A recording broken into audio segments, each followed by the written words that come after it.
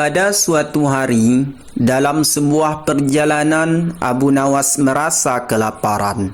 Akan tetapi, ia kehabisan persediaan bekal makanan. Selain itu, persediaan uang di kantongnya sudah menipis. Tersisa hanya beberapa keping saja. Padahal perjalanan yang harus ditempuh masih lumayan jauh. Jadi sisa uang tersebut tidak akan cukup membantunya meneruskan perjalanan. Meski lapar, Abu Nawas tetap melanjutkan perjalanannya, walaupun langkahnya sudah mulai gemetar. Karena merasa sudah cukup lapar, Abu Nawas akhirnya memilih untuk beristirahat sejenak di sebuah tempat di keramaian. Secara tidak sengaja, Abu Nawas melihat sebuah warung makanan di depannya. Karena tidak kuasa menahan rasa lapar, Abu Nawas pun akhirnya memasuki warung tersebut, meski tidak berniat membeli makanan. Setelah memasuki warung, Abu Nawas langsung menuju ruang dapur dan melihat asap yang sedang mengepul. Abu Nawas terus menghirup aroma-aroma dari masakan yang ada di dapur warung itu.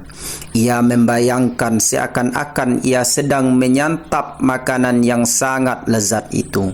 Setelah ia merasa puas dan rasa laparnya untuk sementara sudah mereda, Abu Nawas segera beranjak meninggalkan warung itu. Begitu keluar, tiba-tiba sang pemilik warung mengejar dan meneriakinya. "Hei tuan, tunggu dulu, mau kemana kau?" ungkap pemilik warung. "Bayar dulu," teriak pemilik warung. Abu Nawas langsung menghentikan langkahnya. Ia heran mengapa pemilik warung itu menghentikannya dan meminta bayaran. Padahal ia sama sekali tidak makan atau minum di warung tersebut. Akan tetapi, Abu Nawas tidak mau ambil pusing. Ia tetap tenang menghadapi pemilik warung itu. "Pergi seenaknya saja, bayar dulu baru boleh pergi," kata pemilik warung itu pada Abu Nawas. Mendengar perkataan pemilik warung itu, Abu Nawas langsung menganggukkan kepala tanda setuju akan membayar. Abu Nawas langsung merogah kantongnya. Sesaat kemudian, ia langsung mengaduk-aduk isi kantongnya yang berisi beberapa keping uang hingga terdengar bunyi kring kring kring kring dari kantongnya.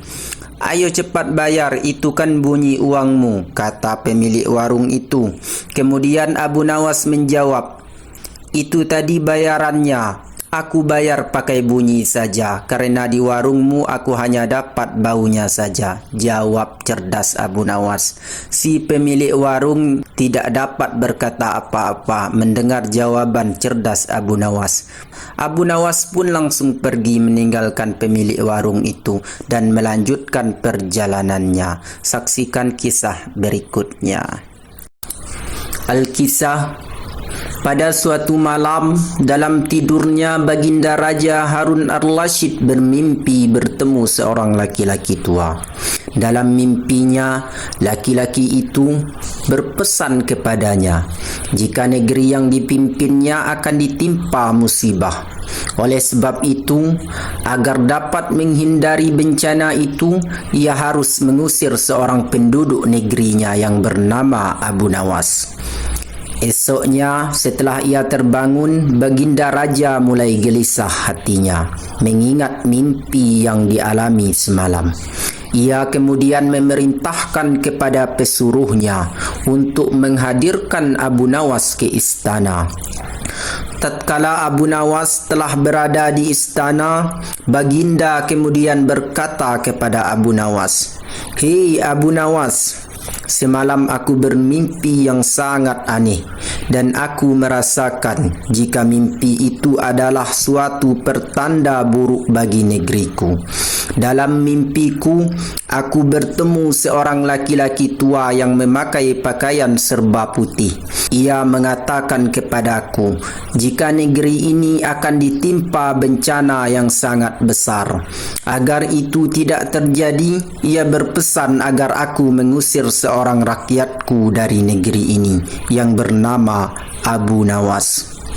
Dan ia juga mengatakan, jika Abu Nawas itu ingin kembali, maka hendaklah dia tidak berpijak di atas bumi atau mengendarai tunggangan apapun. Tapi jika ia tidak bisa, maka tidak boleh lagi kembali ke negeri ini. Oleh sebab mimpi itu, maka aku yakin ada sebuah kesialan atas dirimu. Maka aku memutuskan untuk mengusirmu dari negeri ini, kata baginda. Dengan perasaan yang berkecamuk, Abu Nawas kemudian meninggalkan istana dengan bekal yang dibawa seadanya. Ketika dalam perjalanan, ia terus memohon kepada Tuhan agar diberi petunjuk.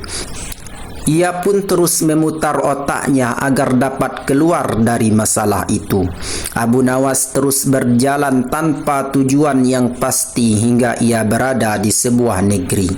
Selama beberapa hari di sana, ia terus berpikir bagaimana cara ia kembali ke negeri Baghdad tanpa melanggar apa yang telah dipesankan raja kepadanya, yaitu tidak boleh menginjak bumi dan tidak pula mengendarai tunggangan apapun.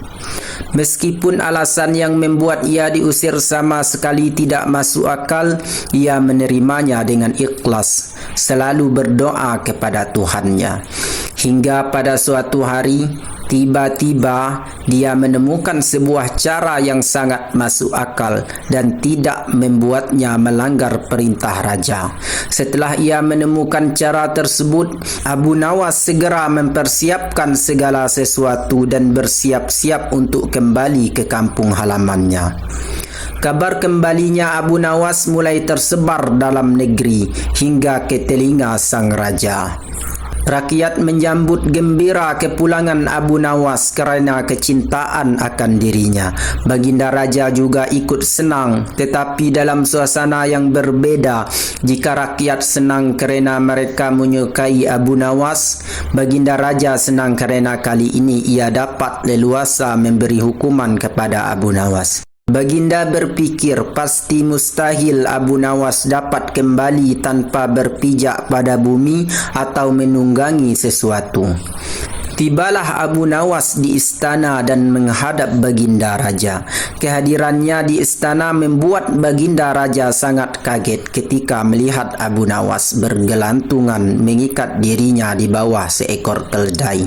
Dan kemudian Abu Nawas berkata kepada Baginda Raja, "Wahai Baginda Raja, bukankah engkau telah mengusirku dari negeri ini dan melarangku kembali dengan berjalan menginjak bumi dan tidak pula boleh menunggangi apapun?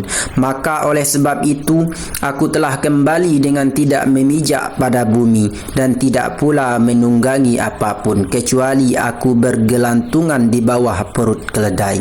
Melihat tingkah pola dan alasan yang diberikan Abu Nawas, Baginda Raja pun merasa masuk akal dan sangat memuaskan beliau. Akhirnya Abu Nawas bisa kembali ke keluarganya dan terbebas dari hukuman Baginda Raja.